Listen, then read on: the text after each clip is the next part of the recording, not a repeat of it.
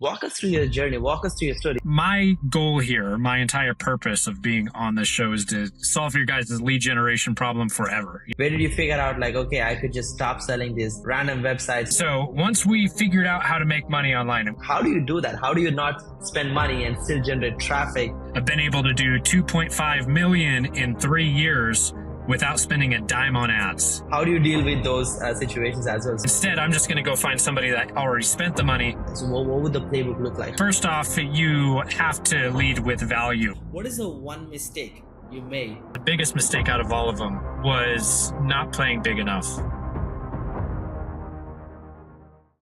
What's going on? What's going on? Everybody's actually listening to this podcast right now. First of all, guys, welcome back to another episode of the Nikhil Sai Show, which is hosted by me, the Nikhil Sai. And guess what's going on today? We're back with another amazing 2 Comma Club interview. The guy who's jumping on, his story is going to be crazy. I mean, you'll love this. Promise me to stay till the end because we're going to learn a lot about how to actually leverage other people's audience. I mean, buying traffic is probably one of the most expensive things as a small business. Generating leads by your own and trying to make all the business work out by your own is a lot of work. You got to be smart to play around this. And that's why we have a guest who's going to break the myths of traditional lead generation, traditional traffic building. And we're going to learn a lot into JV, affiliate, partnerships you could do and swaps you could actually do in terms of business integration. So you could leverage other people's audience and scale. And we're going to talk about how you could leverage organic traffic, school communities, different Facebook groups to grow your audience and influence and get more clients. And we are going to interview another 2 Comma Club winner, Kyle Rodgers. Hey, Kyle. Hey, what's up, everybody? I'm super stoked to be here. I'm going to drop some bombs on you guys. I'm going to give you some good value, good knowledge. My goal here, my entire purpose of being on this show is to solve your guys' lead generation problem forever. You never have to worry about leads again. Wow, I love that. So, guys, if you never want to worry about leads again, this is a podcast for you to tune in. And he is a 2 Comma Club winner, and he's the CEO of Scale Sales Teams. And we will get into right overall. Now, Kyle, I know we have a lot to talk about building sales teams, doing organic partnerships, JVs, all of that good stuff. But before we get into the nitty gritty, walk us through your journey, walk us through your story. You're now like near the mountains, in your Jeep, middle of nowhere, having a Starlink attached and, like living the digital nomad jungle lifestyle. I would love to know, like your backstory. How did you get started? How did you get into marketing? You work with Brian, which is pretty interesting. So walk us through your entire journey and how did you end up here? Yeah, absolutely. I'll show you guys my view right now. This is my office, my mobile office. So there's a view of the mountains. And, we're actually en route. We're in between places right now. And just pulled over so I could do the interview. And yeah, the family hangs out in the RV. We got a 31-foot Class A motorhome that they hang out in. And then I can come into the Jeep. But we tow this Jeep behind the motorhome. And then we hit off-road trails all over. So we're going from like different place to place. Now we're in Colorado. So many great off-road trails to take the Jeep on out here. Yeah, it's a blast. Yeah, we have fun. That's so cool, brother. How was your early childhood? Like, what was it like for you growing up? How did you get into entrepreneurship? What was like the first few ventures you have done before you actually built the company you're building right now? So walk us through your journey a little bit. So I grew up in a lumber mill town, a small town in the middle of nowhere called Coeur d'Alene, Idaho. It's way up North Idaho near Canada. And I didn't do a lot of travel. My family was blue collar, didn't have a lot of money when I was young, and just always in this small town dreamt of being able to travel and go experience more and go see things and experience life. And recently, I'd say within the last 6 years, my wife and I just decided to go into this life and be able to be digital nomads and work from anywhere. So once we figured out how to make money online, and once we did this for the first time, it was just odd jobs on Craigslist. So we'd go onto Craigslist and people would post jobs for like a WordPress site to be built or some social media stuff to be done. We'd just go pick up those odd jobs.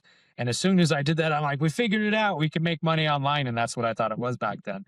It's kind of being a jack of all trades. But we sold everything we had and fit the rest of what we had into backpacks and took our daughter Eve to Europe. She was 4 at the time. And we moved over to Europe. We flew into Italy. So we flew into Rome. We were in Milan. Then we're in Florence. Then we're in Venice. Then we went over to Croatia, and we were in Prague, and then we were in France, and the Saint-Tropez, the southern coast of France, and Paris. So just all over. while working remotely. And I didn't have Starlink back then, so internet Mm-hmm. connection was definitely a thing. Pretty cool. Wow, that's a lot of travel and a lot of turns in a life. That's exciting. Now, walk us through how did you get into like the first aha moment in entrepreneurship, which led to, hitting your two comma club in your own business. So where did you figure out like, okay, I could just stop selling these random websites and SEO services on Craigslist to being like, I could do sales, I could do product launches, I could do JV partnerships. Where was like the aha moment for you, which transformed, the business for you overall? Yeah, so I read Expert Secrets and .com Secrets from Russell Brunson. I just discovered ClickFunnels and started to build more of a solid offer, like a legitimate high ticket offer, and it started to go down that path. And then I found a mentor. I found Brian Delaney and got into his program as part of his mastermind. It was a $25,000 year-long mastermind, and that really helped collapse time. As far as my sales expertise, that just comes from my upbringing. I've been in sales for almost 15 years now. All of that has been commission only. I've never had a wage. I've never had like a regular W-2 job. I did like for for a very short time when I was young, starting out, but all of it's been sales ever since. Mm, And I just have that drive in sales. But I took that expertise and took it to the online world. But the way that I learned how to close that gap, take in person sales and door to door sales and call center sales and bring it to the online space, that was all from finding the right mentors. For me, that was Russell Brunson and Brian mm. Delaney. Andrew Cruzy too. I gotta give a shout out to Andrew Cruzy. He's badass. I learned a lot of stuff from him as well. Yeah, for sure. I mean, mentors play a key role. I mean, without them, we wouldn't be where we are for sure. That's exciting to actually know. But now you're actually helping other people, like get better in what they're doing, build better sales teams, and build better communities and JV better. So, like, we talked about this already, but I'm definitely wanting to talk more. Curious, Kyle. One of the toughest things to do online right now is lead generation. I'm talking about quality lead generation and owning the audience and having that trust. And you can have hacked your way into like, JVing with other people, doing interview swaps, different partnerships, different affiliate stuff. So give us your playbook. How do you do that? How do you not spend money and still generate traffic and get quality eyeballs looking at your stuff? Yes. For me personally, within my business, the results I've gotten myself, I've been able to Mm-hmm. do 2.5 million in 3 years without spending a dime on ads. None of that came from paid ads. It was all organic. It was all Facebook groups and doing interview swaps. So it's just this phenomenal thing that works incredibly well. And then since then I've helped develop it into a program to where I help my students do the same thing. I've helped several people reach six figures within their first couple of months of leveraging this method using the swaps. I've helped a lot of people hit Mm, $50,000 months, $100,000 months using this system right here. And it's all about leverage because if you think about it, it's expensive to generate leads. Whether you're paying for ads on Facebook or Google, that's expensive. Or if you're doing organic, that's also expensive. It doesn't cost money, but it costs time, which is more expensive than money. But so when I came to the mm, realization that it doesn't have to cost my time, that's when everything became so much easier because I started to scale 100% commission based appointment setters around that process to go get these JV relationships for me. And the way I see it is if lead generation is so expensive, it's either going to cost hundreds of thousands or even millions of dollars to build a huge list, or it's going to cost years of authentic organic marketing. That's crazy. Instead, I'm just going to go find somebody that already spent the money, people that already spent the time, and plug right into their audiences. makes sense. Like, I mean, it makes total sense in theory. And like, yeah, you could leverage other people's audience and the trust factor exists, the quality of the leads exists, the attention exists, the intention exists, the problem exists. You have a solution, you go and plug in. Perfect. But for people who are just getting started, people who are actually listening right now and they might not have done many JVs. And I mean, we do JVs in our business and we have great partnerships with other companies who do something else which we don't which we actually can supplement their clients, and we have multi-six-figure partnerships. So I'm curious, how can somebody start building this? What would the playbook look like? How do they find you? How do they find these partners? How do you reach out to them? What is the best way for you to connect and actually pitch your partnership? And most partnerships are not serious. They're just like, you give me you give me a client first before I promote you kind of situation. So how do you deal with those situations as well? So if you could share a little bit around how to do that, that would be really helpful for our audience. Yes, absolutely. So first off, you have to lead with value. And it's easier to start out in people that are just a step ahead of you. So Russell Brunson talks about the Dream 100 all the time, but the Dream 100, find 100 people that if you were to do a partnership with them, they would change your business forever. That's excellent advice. But the thing is it's very intimidating to do when you're starting out. Plus, it's very hard to land those relationships if you don't have reach yet, if you don't have an audience. Yeah. So the best way to navigate around that is to reach out to people that are just a step ahead of you. They're not far ahead of you where you're at right now. Even if you're at zero, you have no reach, no audience at all. You can still get eyeballs by leveraging other people's groups. You can go into other people's groups and start to build relationships in those groups, become a key member in those groups. Do not spam, build relationships. And then you can post content in there. There's certain groups they allow you to post your podcast as long as there's no call to action. So you can use these groups to get them eyeballs. And then what you say is, hey, I'm growing my audience right now. I don't have a massive group myself, but I'm working on growing my reach. Currently, I'm part of some very high level, high quality groups that I'm known in. I've built relationships. They know who I am. And I can get you a lot of exposure within those groups. I can get you at least 300 views and 20 to 30 comments. So definitely give you some traction there. But are you down for me to interview you in these key groups that I'm a part of and share that interview? So that's what you got to do. Now, if you have an audience, it becomes a tad easier because you just say, I want to interview you to my audience, right? So that's an easier push, but you got to start somewhere. So if you start with other people's groups, but the key is to offer to promote them first. If there's anything you guys get from this interview right here, the golden nugget, the magic hack is to offer to promote them first. Lead with a gift. Hey, Nikhil, I love what you do, man. This is that post that you did was phenomenal. Tell me more about what you do. And then Nikhil starts to go in and telling me about what he does. I'm like, my audience would love that. Can you come on and share some value from my audience? He's going to say yes. There's a good chance he's going to say yes. He did say yes. And now here we are. That's how you guys do it. Yeah, thanks for the playbook. I mean, it is so easy, guys. Like if you're really trying to build influence and connect with people who are, a little bit higher position than you, and like you not feel comfortable to, pitch them directly, the best way to do it is just get them on a podcast.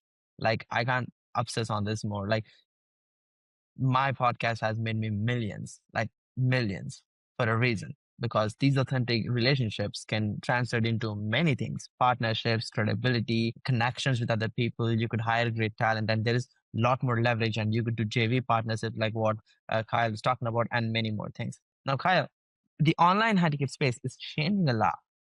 It's definitely taking a different turn, a unique situation right now. And there is this rise and fall of, coaching programs which didn't last longer. And the people who made money have retired, and there's other people who are just getting started. So from buyer's perspective, in sales cycle, when they're buying, what changed as a salesperson in the industry, or somebody who's a business owner who's selling their own courses, coaching programs, high ticket services?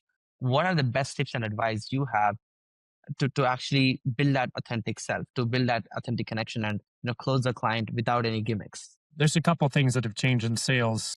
On the closing calls, there's definitely some things that have changed on the closing calls in the sales cycle. But it starts with Messenger. It starts with generating leads. Stuff has changed there, especially if there's a lot of people that we're speaking to that are just starting out. They generate leads. In the beginning, you generate leads on Facebook or Instagram or wherever, but you're going into groups, you're giving value, you're asking curious questions, you're sliding into people's DMs, and you're getting them on a call to give them a free thing or a strategy session or something like that. Or maybe you're just straight trying to sell your product. A couple of years ago, this worked. Like you could get money all day long this way just by reaching out to people in the cold DMs. That's changed in the last couple of years. Nobody's having it. Everybody is getting 5 to 10 cold DMs per day. A lot of them are virtual assistants, and they don't want to be spammed by setters. So whether it's virtual assistants or setters, they're not trying to have these people spamming them. So if you're just starting out, this is really hard to navigate because you can't even get people on a phone call, let alone sell them. You can't get them on a closing call to begin with. You can't even get them past Messenger. You can't even get them to start talking to you. Yeah. So the way to hack that, the way to fix that immediately is you got to be a lot more personal. There's no more copy and pasting scripts. You can't be scripted. You have to be real. You have to be authentic. You have to find something on their profile to mention, find something personalized to bring up, get them talking about themselves, get them talking about their offer and their business, and then get your conversation geared around collaboration, around networking, doing a virtual coffee, passing referrals back and forth, maybe doing an interview swap, seeing where there's alignment. And if you make the conversation about that and you make it about the relationship, then your cold DMs will change and you get so many more results and so many more people talking to you. Okay, so that's what's changed in lead generation. Is it's like a brick wall. Cold DMing or Facebook group marketing. Groups don't get as much reach anymore. Personal profiles have way more reach than groups do. So this is another thing you have to navigate. That's where the collaboration angle solves all of those problems, because then you have people promoting you on their personal profiles. And then all of that authority and credibility that they've built up over the years gets transferred immediately when they see you with that influencer. It's transferred credibility, transferred authority, so it shortcuts a lot of stuff. Then you're not cold DMing, you're warm DMing at that point, right? The cold DM is just to land the collaboration. Now, things that have changed on the closing calls. There's a lot of things that have changed the last couple of years in the coaching space, high ticket offer space. People are done with courses. They've already bought a bunch of courses. They've already been through it. They have a ton of information. They've already been part of masterminds or they're currently in one. And it's information overload. It's too much. Now they just need to implement. In fact, they need people to do stuff for them, let alone not just teach them. They're done with learning. It's time to implement. So that's one major trend that I'm noticing is they've already paid for stuff. Maybe they got results, maybe they didn't, but they're done with information. So you got to navigate that and do a little bit more community based, a little bit more implementation based in your offers rather than just teaching people. And that's going to make a huge difference for you is adding in that implementation stuff. But that's a major thing. And then the other thing is people are tired of programs that offer the world, but they don't have like a tangible guarantee. So they're tired of not getting results. And the trust factor is definitely a thing right now. Trust is huge. There's record high distrust out there. So you got to build more goodwill. You got to build up that goodwill debt and give them some value and get them some results before you try to ask them for the sale. Yeah, that is so true. I mean, you got to complement that trust factor with a lot of content so that they know, like, and trust you before they do business. I mean, in 2020, 2021, it was easy. Like, there was COVID money pumping in. Everybody was open to purchasing anything you put out as a good looking offer. But now the game has changed. So I'm stoked for the fact that you're actually dropping some value bombs here for our viewers and listeners who's actually listening about what's changing in the high ticket space. That was really valuable. Now, in terms of structures of JV, there's always a confusion, especially when you have a program in the back end, when you have a like a partnership in the back end, a service in the back end.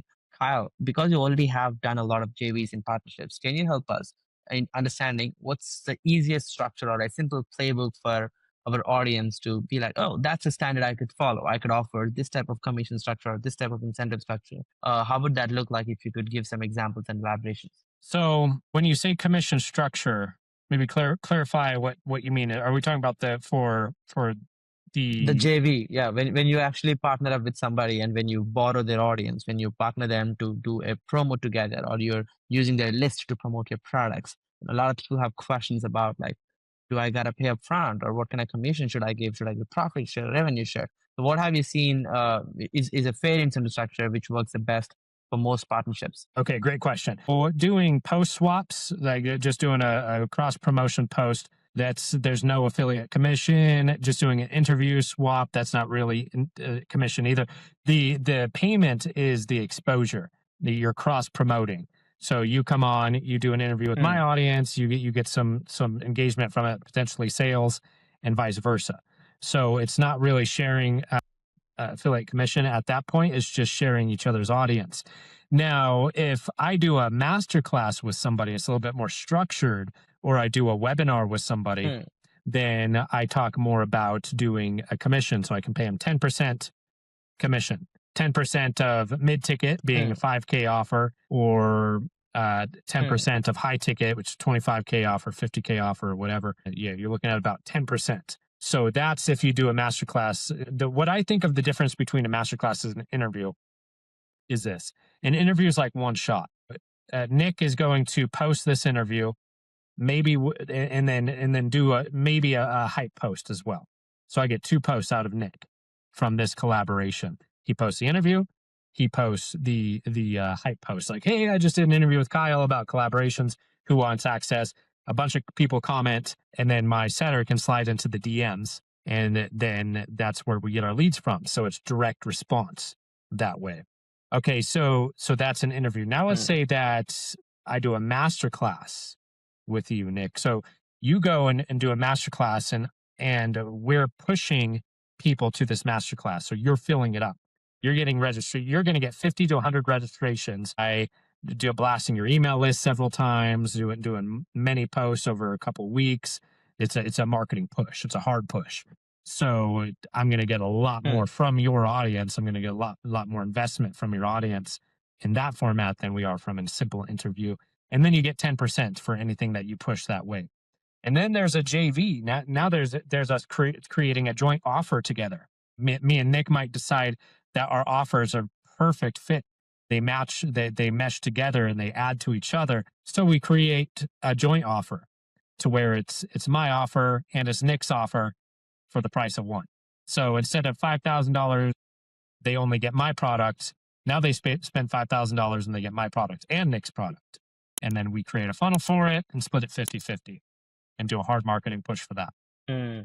So there's something like that, doing Interesting. joint funnels together, partnering on an offer, essentially.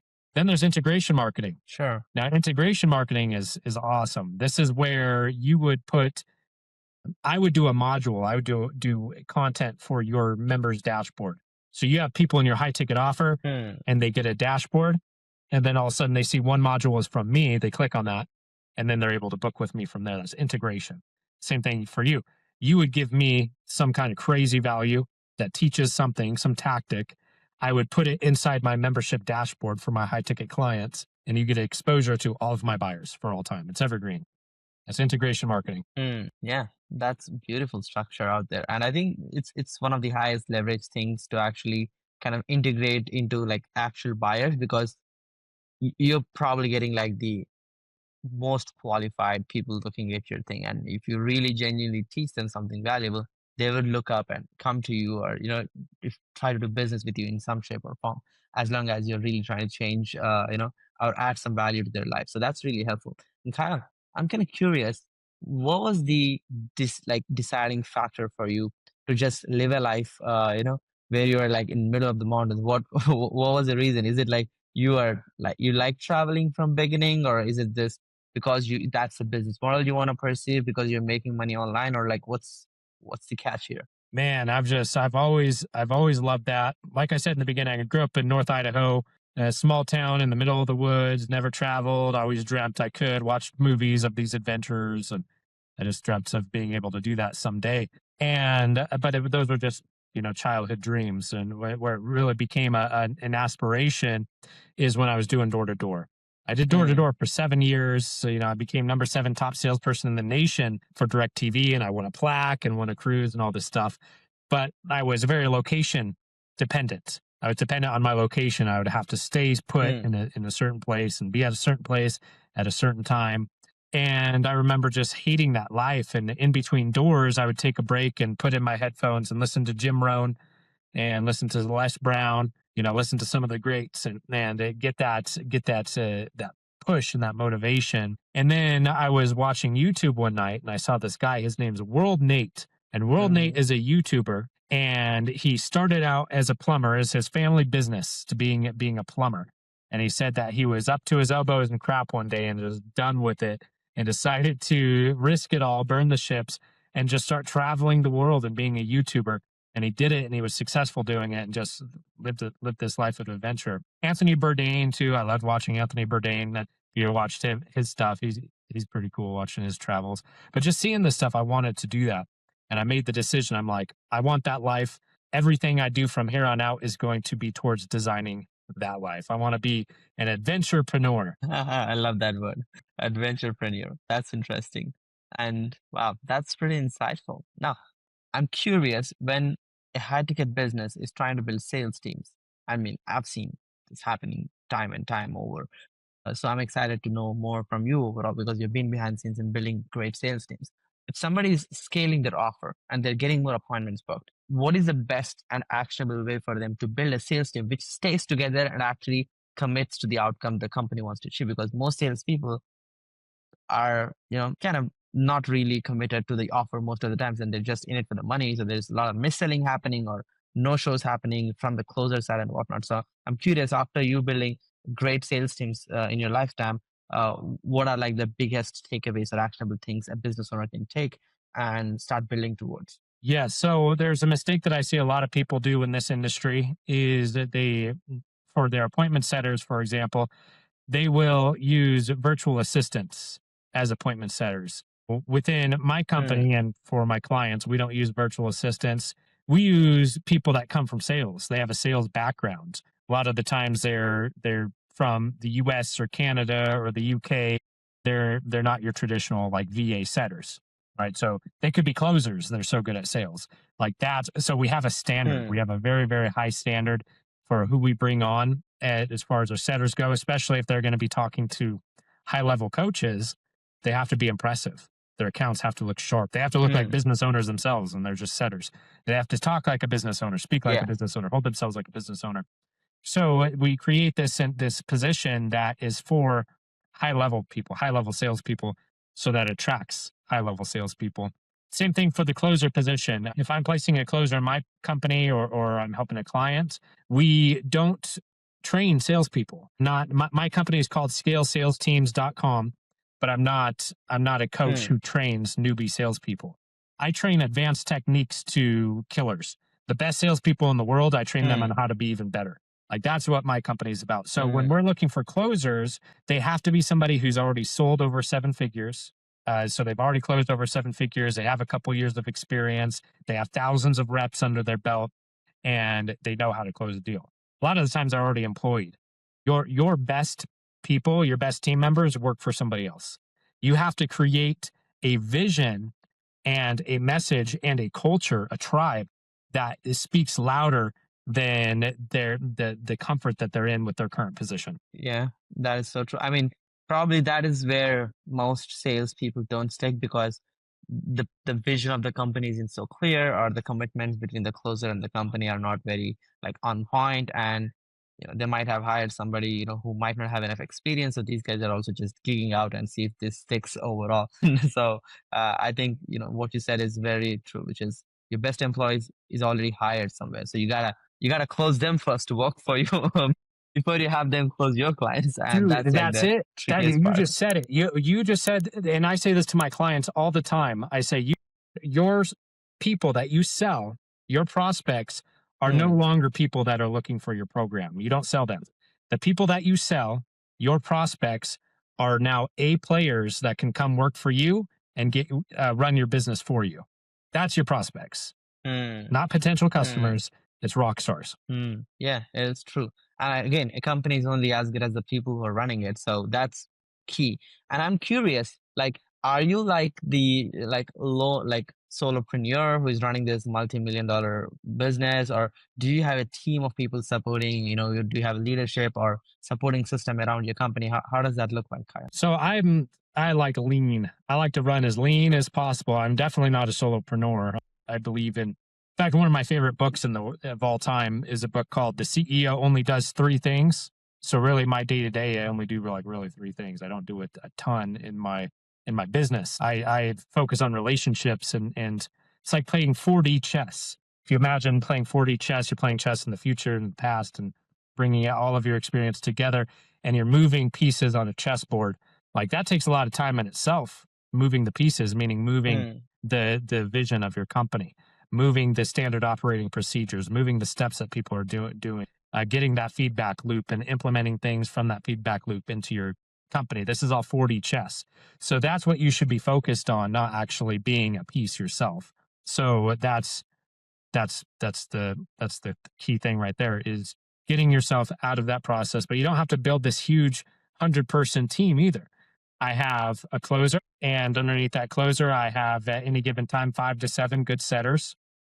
I have an executive assistant, an operations manager, and a recruiter, a virtual assistant recruiter, and that's it. It's a very small team. Wow, that's a lean and straight to the point team. You don't have any fluff. No, no. I mean, yeah, I've seen entrepreneurs making this mistake when they start generating revenue, which I have done by the way as well, which is overhiring people, assuming that you figured it out finally, just to realize that you had a bunch of fluff, overall, and you Yes. got to go through a lot of things to cut that again, and it's more than economical strain constraint. I would say it's an emotional constraint. Like you feel that you're doing something wrong overall when you're adding people or cutting people off. But anyway, let's get to the next question. Kyle, you are a digital nomad. Like you're a true example. You travel with your family, you enjoy your life, and you show up to work few hours and get stuff done. Walk us through your tool stack. What's like the average number of like what are the tools do you use on a daily basis to run your business? So Chat GPT is huge. That's a super, super powerful thing that if you can start to use Chat GPT as your second brain, man, it's like a superpower. You'll be able to get so much more done. Just use it as an extension of your brain, your strategic. So yeah, Kyle, walk us through like the typical day. I know you travel a lot, you do a lot of adventurous stuff, but I believe you have some sort of routine in shape or form. So walk us through like your typical day. How does that usually look like? Yeah, so typical day on Mondays that's my time to brain dump and time block. So I'll go and I'll dump a bunch of tasks and things that have my attention into a document. Then I move things over from that document to Asana. Asana is a free task management software, so that's a way for you to manage the tasks that you're giving your team and to put due dates on it and have conversations on each task. So it's super organized. So Asana is one thing that I really like to use. I use Chat GPT a lot. So that's super powerful software.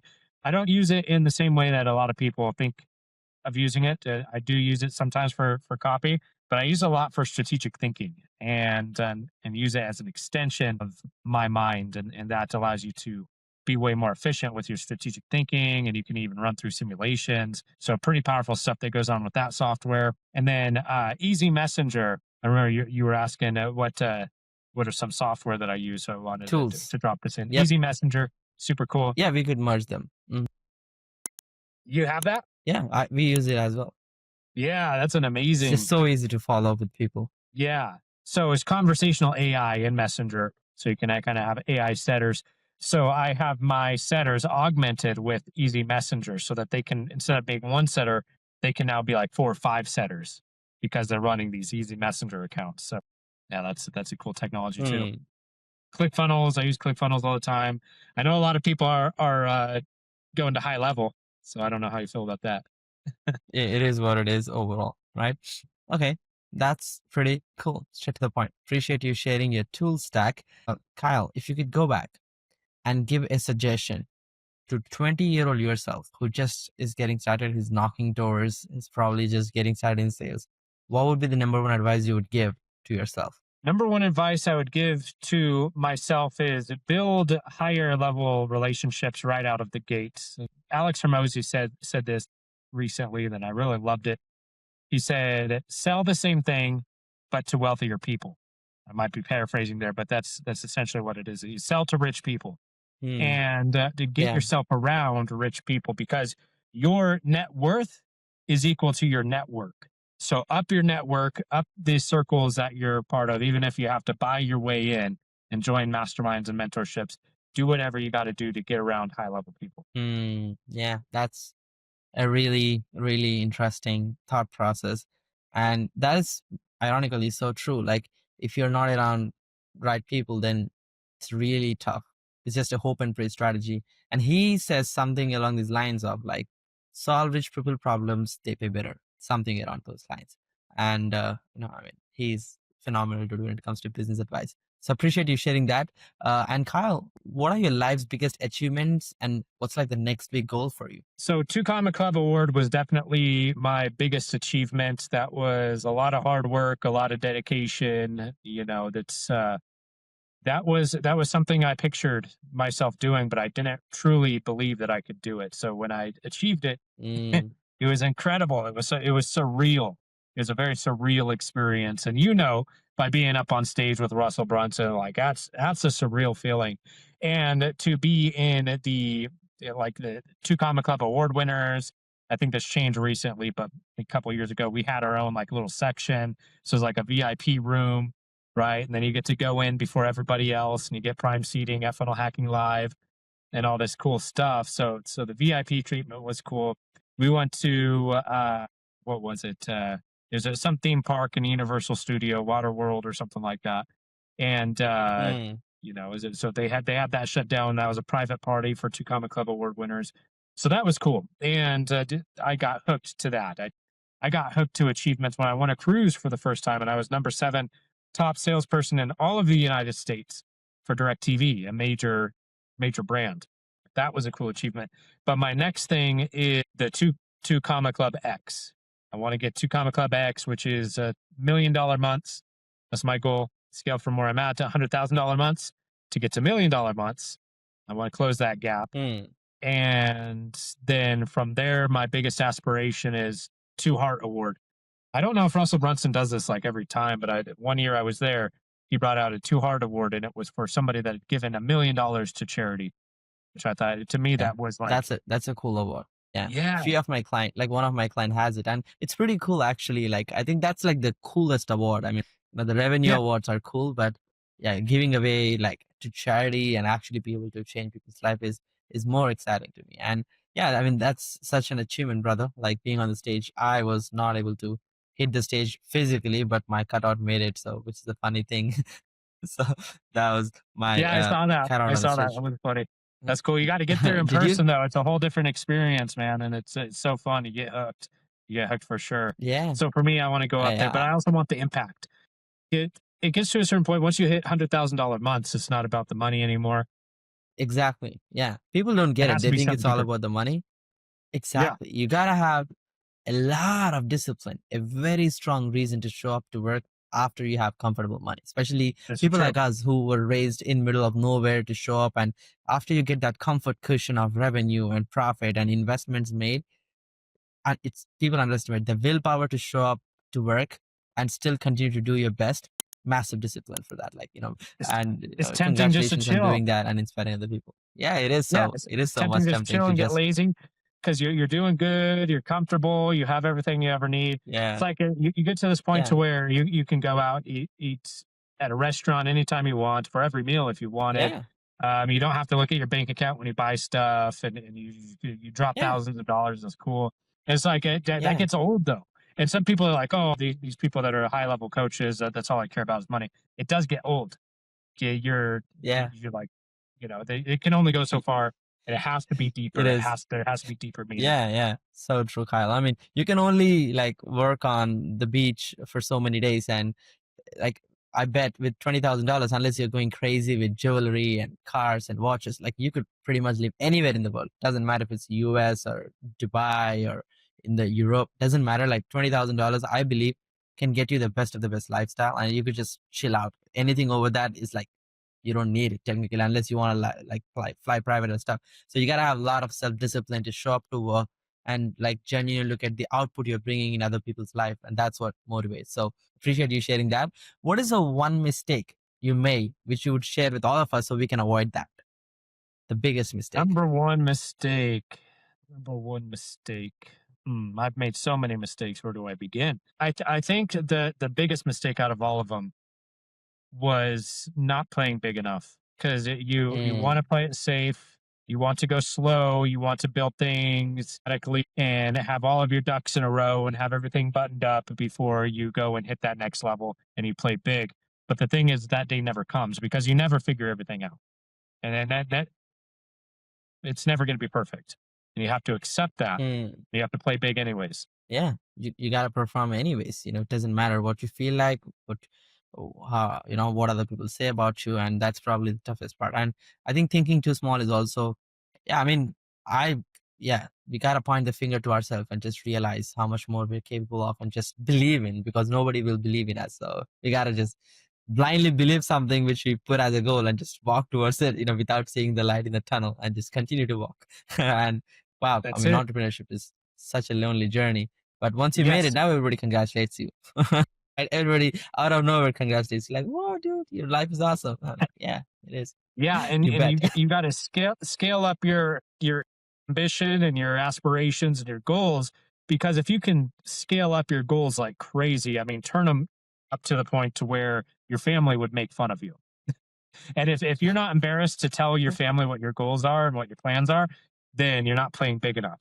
And it's once Yeah, you that start is so playing true. that big, once you start having these crazy, hairy, audacious goals, then your bottlenecks become so much clearer. If I want to make if I want to make $1 million months, and I even have friends that have made $1 million days, if I want to do that, I'm solving way bigger problems and focusing on things that are so much higher leveraged than I am at solving the problems at my current level. Yeah, yeah. I mean, you only get paid as much big of a problem you're solving. So it's direct correlation, and that is so true, Kyle. Like people should go nuts when they listen to your goals, but I believe your actions should follow the words you're trying to say. So it's not just about saying I'll build this $1 trillion thingy and then you go watch Netflix. Like that doesn't work. It needs to be audacious enough, and you got to show up with tenacity and actually execute as well. So that's really helpful. What excites you, Kyle? Like, why do you wake up, show up to work, and like go hiking and like make your money? What is the inspiration for you? What motivates you the most? So it's actually the same reason why I shifted from industries. I got my 2 Comma Club award in a niche, the real estate investing niche. And that was a lot of fun, and it was easy to make money because there's a lot of money in real estate investing. But Hmm. I got bored and I wasn't passionate about it. Versus like when I go to Funnel Hacking Live and the air is electric, and I'm talking to entrepreneurs, I'm on interviews like this, so I'm connecting to entrepreneurs, and everybody's living these inspired lives, and they're doing these fantastic, amazing, life changing, world changing things. And some of it's Hmm. energetic, and some of it's spiritual, some of it's tactics. And there's so much variety and so much passion and energy. And that's what I love. That's why I love this space. And that's what excites me is the impact driven individuals and the dreamers and the people that they care about world change, and they have huge goals, huge aspirations. That's what lights me up. Yeah, that is so true. And that's one of the reasons I've, like, particularly in the first 100 episodes, focused on just interviewing two Gamma Club winners. And people just might underestimate this, but that exact information made me who I am. Like, interviewing people like yourself and learning from you and getting those execution points for me, because after every interview, I sit down and I write down a few things which I can do after the interview. So it's very crucial. I mean, Kyle, if somebody is thinking that you're cool and they want to connect with you in some shape or form, or they want to work closely with you, what is the best way for them to reach out? How can they apply to work with So I have a gift for you guys. It's the Zero Resistance Messenger script, and it's a collaboration script. It's a way for you guys to land your own collaborations, your cross promotions, your networking, or simply just to reach out to people on Messenger and stop getting ghosted. But this is a script you? that you need to take you to the next level. It's a zero resistance script. It changes everything for you. Instead of having resistance on Messenger, you have more conversations than you know what to do with. You can even get picky with who you're reaching out to. How would they get access? So please drop the link in the chat so I could put that in the description of the podcast so people could actually grab that. Kyle, that is such a valuable Yes. asset for my community. I believe they would love it. So they can get it from scalesalesteams.com. That's my website. That's all you'll find on there. It's just a funnel for the script. Scalesalesteams.com. That's how you get the script. Or you comment below. If you guys comment below, you're watching this on a platform where you can comment. And I'll personally reach out to you and connect with you. Not just give you the script. I'll also, talk to you and see how else I can give you value. Who knows? Maybe there's alignment for us to collaborate. Yeah, for sure, Kyle. Appreciate you sharing those assets with our viewers. Any last word before we conclude the whole podcast session? Yes. So if you guys want to collapse time, if you want to shorten your journey, if you have a 10-year plan and you want to turn that into a 1-year plan, the fastest path to get there is relationships. Build relationships, care about people, connect with people, and focus on people that are already impact driven. Because if you're building Mm, relationships with people that are impact driven and they already have momentum and leverage, then that just compounds. You get this compound effect. You know, world changers and world movers, when they come together, it creates just massive waves. So that's what you got to do. Get in on those circles, get in next to the people that are making a difference. yeah, love that. I think that's a great reminder and advice for people. And I think it definitely changes the perspective, and it just definitely changes in the ability of action taking and the excitement you have for the work you're about to do, because you see what other people are doing as well. So I believe it's a key thing. And if I'm not surrounded by the tribe, who I enjoy to hang out with, I just feel helpless, but once I'm around them, even though they might not like help me in any specific manner or in a quantifiable way, it just gives a different feeling and different vibe to collaborate with people and keep interviewing guests like yourself and whatnot. So it's pretty cool. Kyle, appreciate the value so far. It was really a great interview.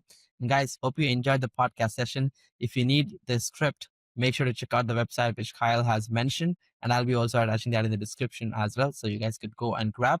And stay tuned for the podcast. Share this with more friends. And don't let just be this be another motivational podcast of rags to riches and wow, you learned a story. No, sit down. He has given many actionable things: how to do JVs, how to actually hire a sales team as well. What are the commission structures you could be actually doing, and, importance of strategy and, different things you could do like interview swaps. So sit down, take maybe 3 or 5 actionable steps which you want to execute, and let this podcast be another stepping stone for you to a little bit of more business growth. So go do something about what you have learned today, so you don't just make this a motivational piece for your business overall. And if you're watching so far, you have the audacity to do that. So commit yourself, just do 5 things, nothing more. And please share this with your friends and remind them to do the same.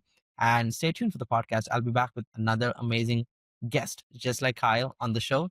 And this is me, Nikhil Sai, along with Kyle Rodgers, signing off for today. Bye bye.